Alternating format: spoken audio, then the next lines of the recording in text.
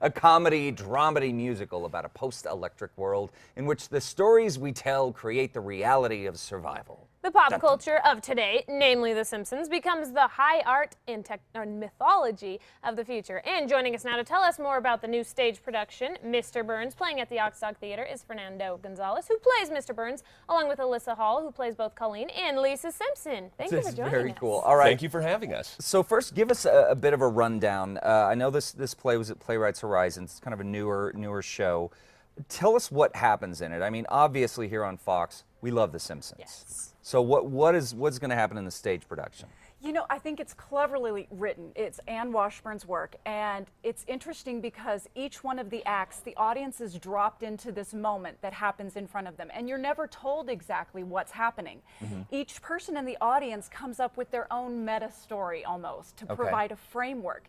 And you hear clues. You hear us talk about a quarantine, a virus, no-go zones, and you begin to project your own story onto what you're seeing in front of you. So it's a very interactive show because of that. So it's not an easy question to answer. Okay, so what was the biggest challenge in rehearsal?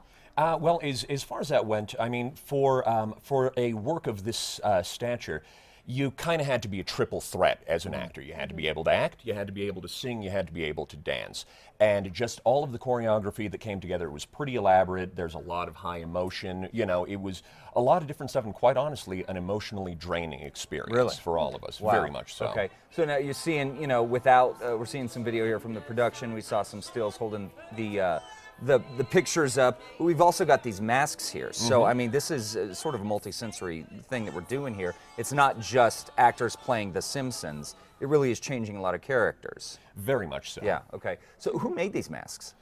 Our production crew, Nina was our person who did all of our work on our masks. She is amazing. It's really beautiful work that she's done.